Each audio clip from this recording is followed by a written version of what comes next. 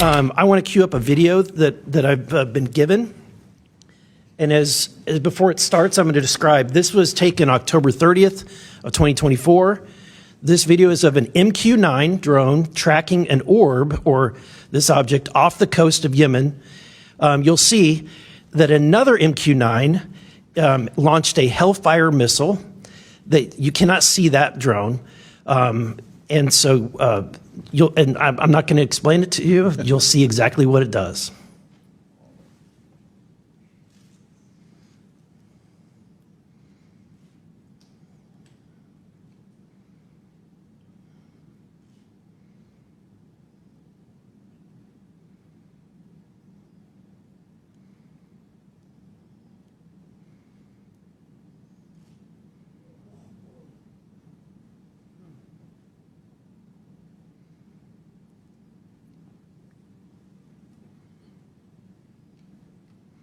This is when it zoomed out, so you can still see it traveling.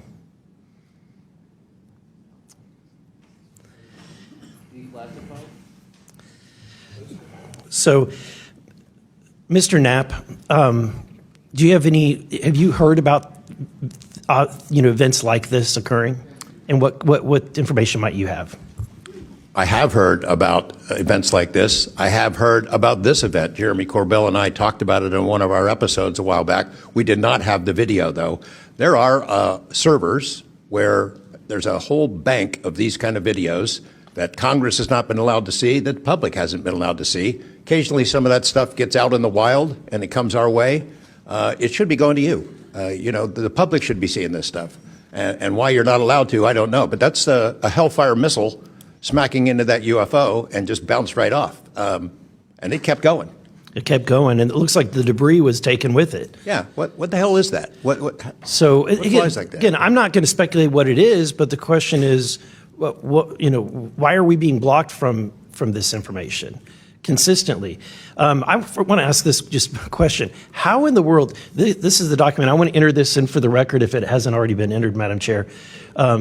The document that you provided on thread 3, this is a huge file. How in the world did you smuggle this out of Russia?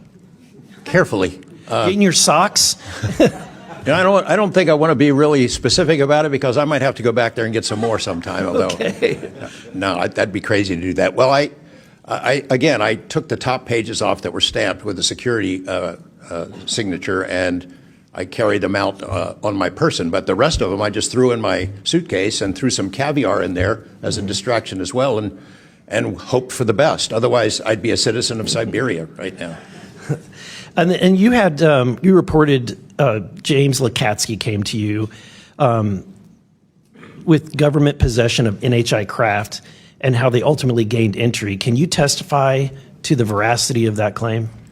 Dr. Lukatsky is an honorable man who served most of his career with the DIA, a very trusted, high-level rocket scientist and intelligence analyst who inspired the OSAP program, as I said earlier.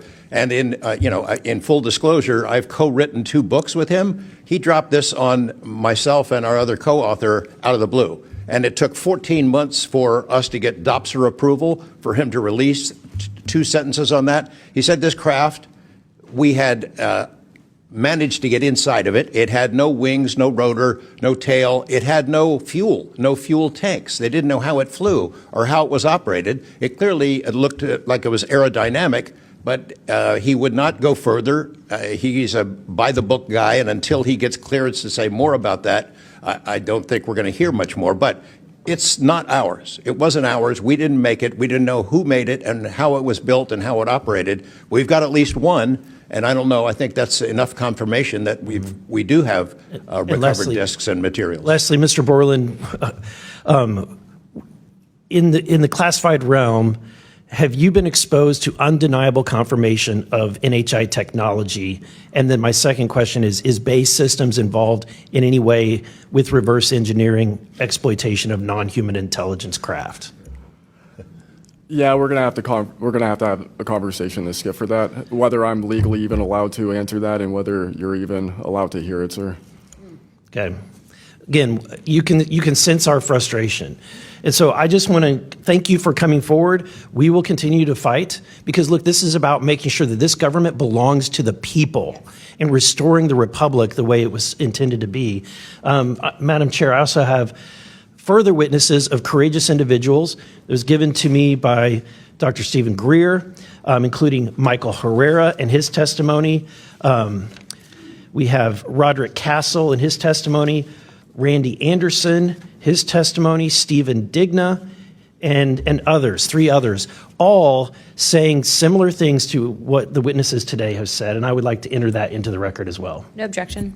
You know, at this point, I think it's clear from the hearing that there's advanced technologies that are taking place in our airspace. You know, the question is, and I posed it in one of the previous hearings, is it ours, is it theirs, or is it otherworldly? There may not be a silver bullet at the moment, but when you look back through the hearing and the evidence that's been presented, if you're going to point the American people to one piece of evidence to start their journey on this topic, what would you suggest, sir? One piece of evidence, I would start with this hearing, in the first hearing. There is no evidence. But is there a specific, exactly, but is there a specific evidence or footage or document that you think lends extreme credibility to what we're discussing today? I would say this new video we're seeing today is exceptional evidence that we're dealing with something. With the kinetic? Yes. Mr. Wiggins? Sir, I'd have to say that if just the average person here in America looked at absolutely everything that has come across television, the internet, etc., you can't tell yourself that 100% of what's being recorded is fake or false. You have to, at some point, understand that there's something else out there. Well, I mean, and you bring an interesting point. You know, in the law enforcement community, anytime you're conducting an investigation, you're always looking at the totality of the circumstances. You're looking at all the evidence and how they piece together. And so that would be my, advice to the American people, that this is a journey that is just beginning from a congressional perspective, but you have decades of data, some of it not real, much of it is, but thanks to Chairwoman Luna, we're now presenting this to the American people. And I think this latest video from Mr. Burlison is something that should get everyone pause. When you see the 3 orbs that drop, was that in a defensive posture, or was that in an offensive posture? And what capabilities did those orbs have that we, quite frankly, may not have? Mr. Knapp?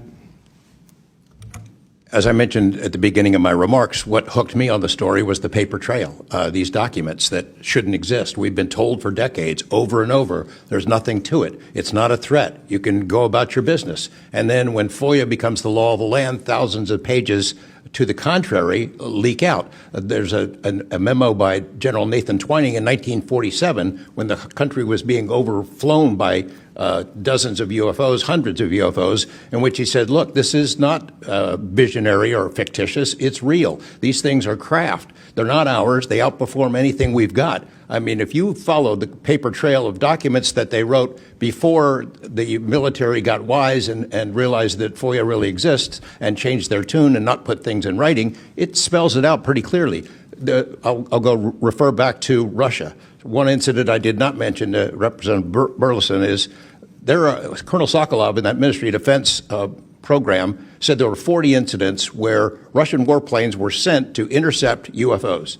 And they were ordered to fire on them. And for the most part, the UFOs would zip away. 3 of the pilots, though, did fire at these things. Those 3 planes stalled out, crashed. 2 of those pilots died. And after that, the Russians changed the standing order. If you see a UFO, leave them alone. No country in the world wants to say and admit that these objects are flying around in our airspace and there's nothing we can do about it. I mean, who wants to say that? The U.S. certainly doesn't. And the Russians didn't either. And I've got to be almost out of time, but Mr. Berlin, then you, sir, real quickly.